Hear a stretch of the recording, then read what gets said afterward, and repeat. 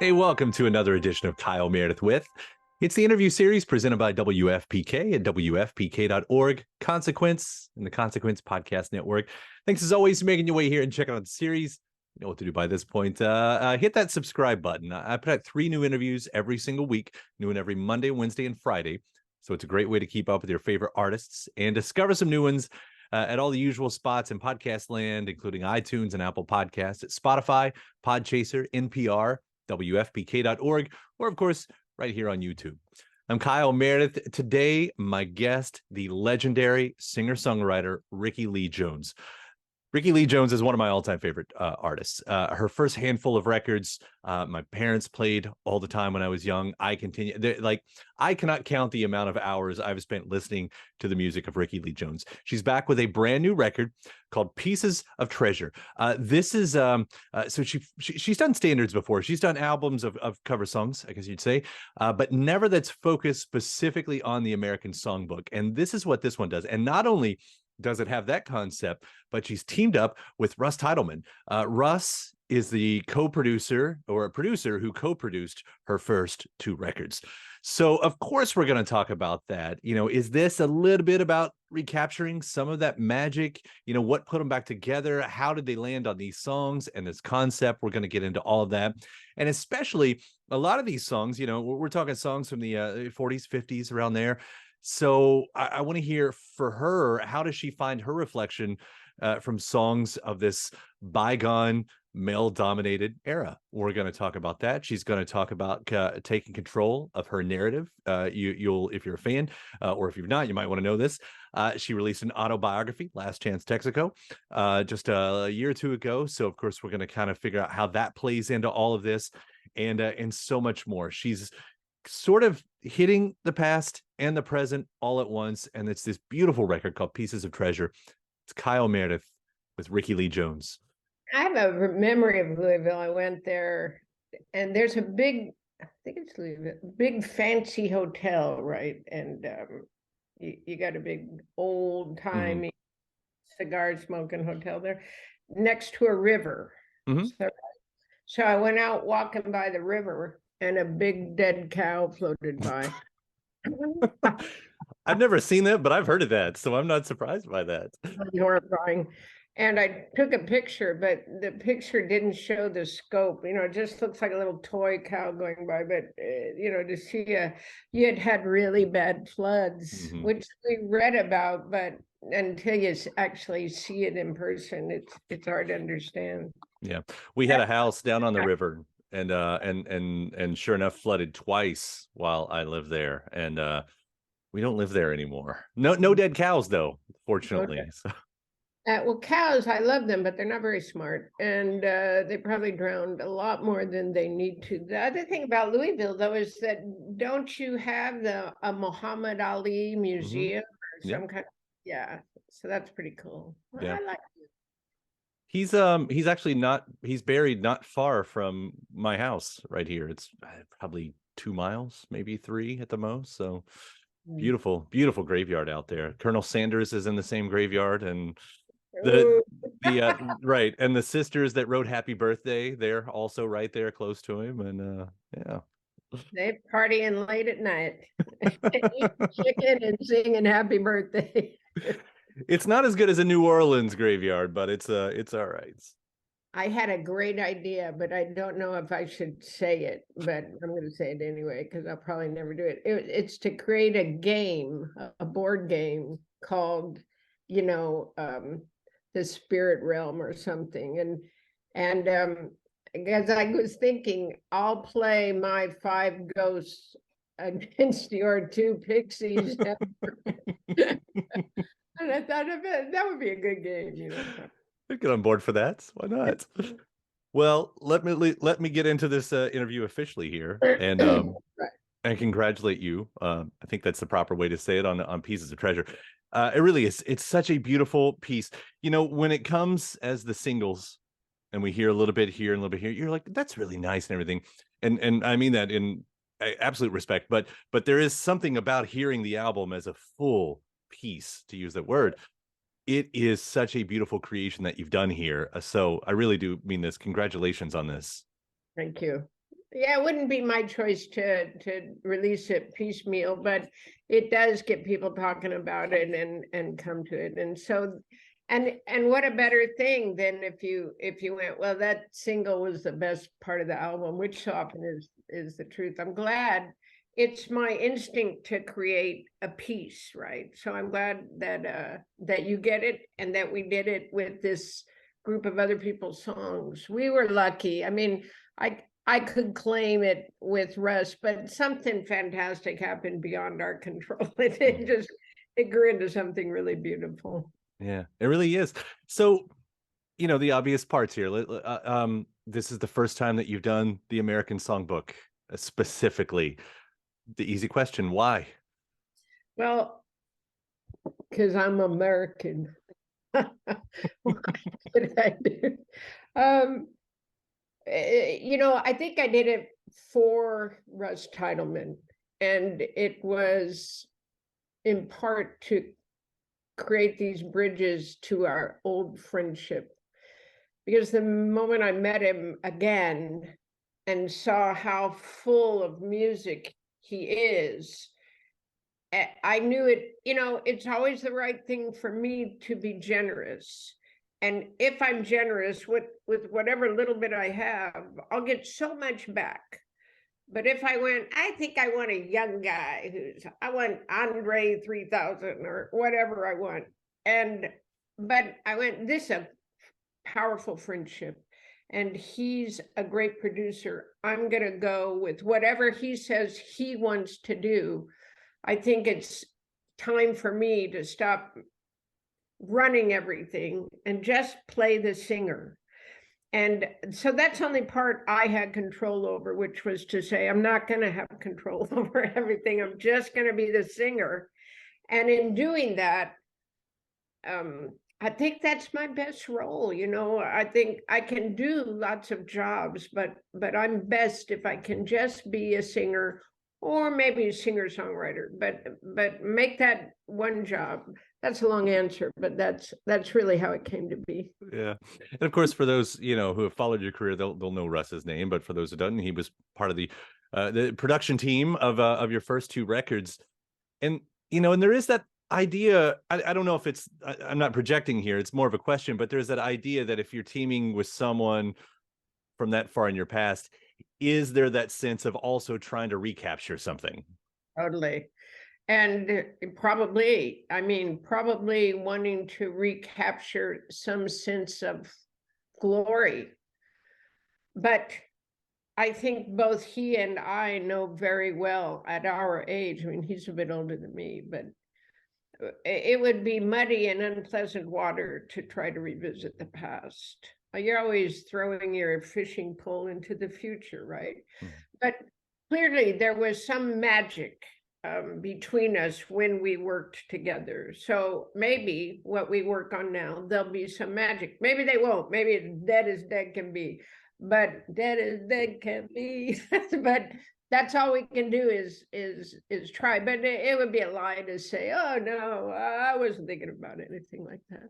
And the other thing to tell people who don't know is that the first two records were besides being acclaimed, really pushed the musical culture, from the line it was on to a wider line, I think, from the folk rock thing into a little more black, a little more rhythm and blues, a little more jazz, and people are talking about it a little bit now, which is really gratifying, because I was watching the years go by and went, so this is what history is. People who don't know write their point of view many years later, and it becomes fact.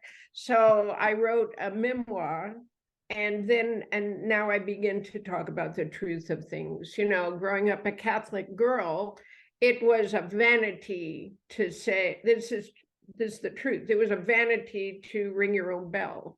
You look to others to ring the bell. But as years go by, and my fans, are there, but I thought the true nature of me is being reshaped into something that isn't me at all. And You know, when I do these interviews, I never have any idea who I'm going to be, what I'm going to start talking about. But there, Russ Titelman and Lenny Waronker produced so many great singer-songwriter albums, as well as Russ did George Harrison and all those Eric Clapton records and lots of great records. So I'm privileged and lucky that he still loves my voice and me. There's still magic in there. I mean, I'd It's say a that about beautiful record. What are yeah, you gonna and I'll say that about a lot of your records. There's also magic in this one, and I do mean that. You know, so getting into the songs, then, you know, I'm sure you had some ideas, and I'm sure he probably had some ideas, but when it comes down to it, you know, I read your song by song that was given in the press, and it's so interesting to hear, you know, how you like There Will Never Be Another You, and how you find your way into that song, especially as you said, the glib attitude of the 1930s and quoting you, the masculine bullshit that comes in there. So I'd love to hear more about that, like, because you know that a lot of these songs do come from that era, and that was such a big part of it. How do you find your reflection in these songs that carry so much of that part of the story? That's right, because they're super modern for the time. And one of the things that was super cool and super modern of the time, which was to be a little dominant. Somebody said to me, yeah, but how do you say that? He was gay. As if you're gay, you're not also a guy who's dominant. I mean, what are you talking about? I don't know. But she was talking about Cole Porter. But the exciting thing is that in their time, they're at the vanguard of points of view, shaping how people are talking, reflecting the language of the time, right? So when he's saying, they'll, how can you say this to somebody? There's going to be a lot of other nights with other people. I know, so get lost. I was like, how am I going to say this seriously? I'll be standing here with someone new. There'll be other songs and other things that seemed so dismissive initially. I thought, well, maybe she jilted him and he's just trying to land on his feet. Or maybe I'm just going to have to find a way to make the complex emotions that are in these words my reality, rather than the I know you and me aren't going to go very far, because it is really beautiful. There'll never be another you. I can find that with many people I've loved and will always miss. So that's what I put my hooks in, because singing a song is like taking a part and acting all the things about the song. I know everything about the character, what she's wearing, where she's sitting, who she loved, and it will always be that way. Once I commit to sing a song, I will always have that character with me. So I'm very careful about whose point of view I allow to become my point of view. You know what I mean? Because for me, they're never just singing, you know, my home is in the Blue Ridge Mountains. It's singing a song that I construct into myself and put myself into. How about that? Well, that's it. So do all the characters then become you? Is that what you're saying, or do you still kind of keep a cast flowing in your head as well? Does one cancel out the other? I No. think, yeah, I think that, you know, the person or people that I am when I sing We Belong Together are still exactly who they were in 1983. But then when I sing Take a Walk Around Midnight, I'm that girl, you know. Does that answer what you said? Okay. Yeah, because it's sort of the same sort of idea, you Gotta know. take this spam call. Hold on a minute. Sure. I'm just kidding. The spam call that only registered afterwards. But like, you know, I talked to a lot of film and TV actors as well, and you know, one of the things I'm always interested in is, are they able to leave the character after the set, you know, or do they carry that on their back the whole time? When you're doing an album like this, and even knowing that, you know, you all recorded this in 5 days, and I'm sure it was a longer process than just those 5 days, but still, like, Like, do you carry these characters after the microphone is off? Wonderful question. But I have the feeling that no. I've often described them as houses, which is a better way to say I go into the house when I sing the song, and it's always the same. The window's always here, which is saying if I leaned this way, it can be a sadder song, or if I lean that way, I'll find the humor in it. But it's always that same structure, and I think I'm not bothered by them. If there's no ghost realm game being played here. No, I don't think so. But the ones that I write are it's a complex relationship with them, because they are my unconscious being funneled into, order, and then a melody put to it, which is pure emotion, and will always be the way into emotion for anybody who sings it. And it can be trouble, because if it's created from some terrible despair, that will be waiting for me whenever I sing it. So they can get heavy, but they are just songs, and post-traumatic stress is not the song.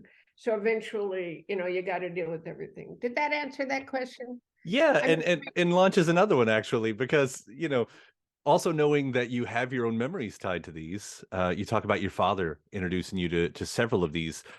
And then does that become, I hope I'm not getting too heady with this question, does that become then its own compromise? Because now you're creating sort of something new out of the song, but yet it's tied to something so personal in your past. I don't see any compromise, because as long as you're creating art, a thing is growing. It's not creating and keeping it as it was that will kill it. So it's nice that my dad taught me these songs, and it makes all the ways I'm going to look for a new way to do it more profound somehow. So if dad taught me, listen, grab your coat, sunny side of the street. These two songs I sang to audition for the Lou King show when I was 8 years old. That was a local Phoenix talent show for kids. Went in swinging.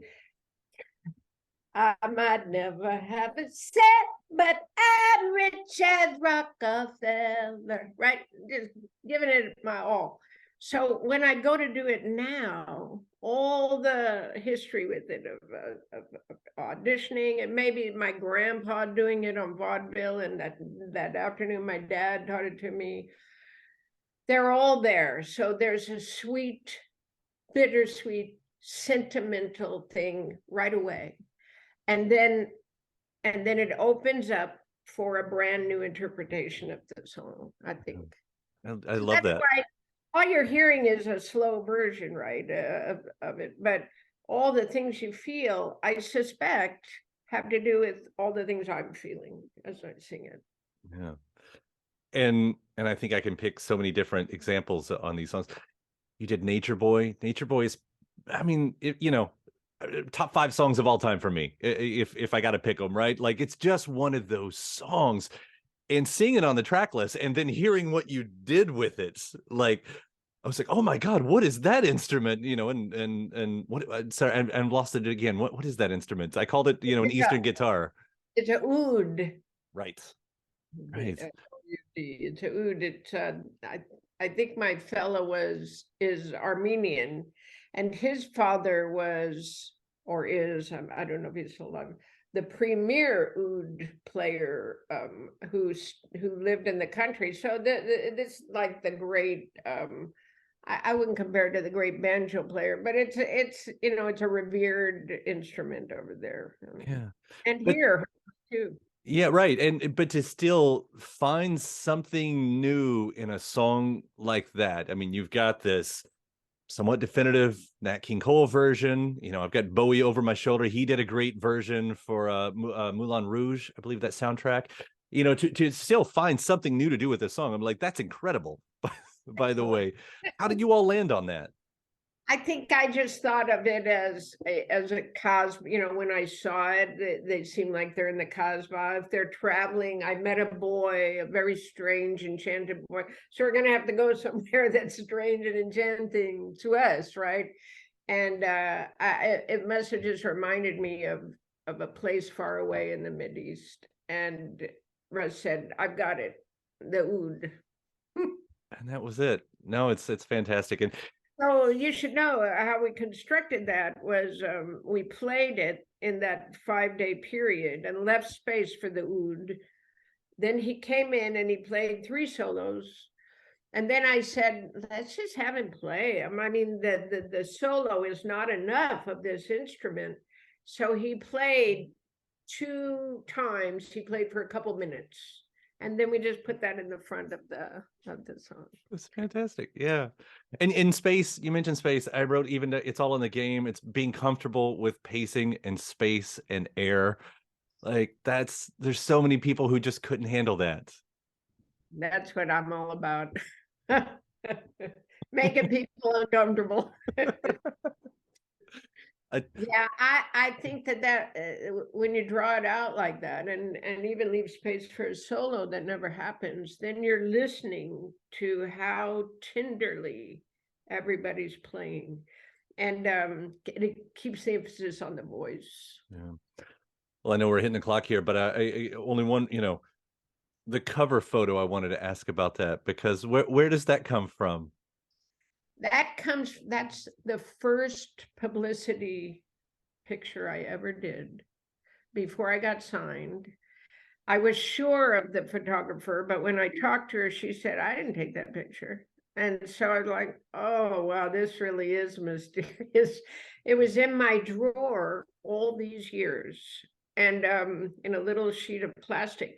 So when I was trying so hard to find some kind of art to represent this work, because if you hit the wrong thing, and what I saw was an iconic picture of an iconic woman, and that is what we've created. We've created another great group of music that easily represents how things might be done in the future. But either way, they are, I hate to use this, going to say the brand, but they are Rickie Lee Jones, right?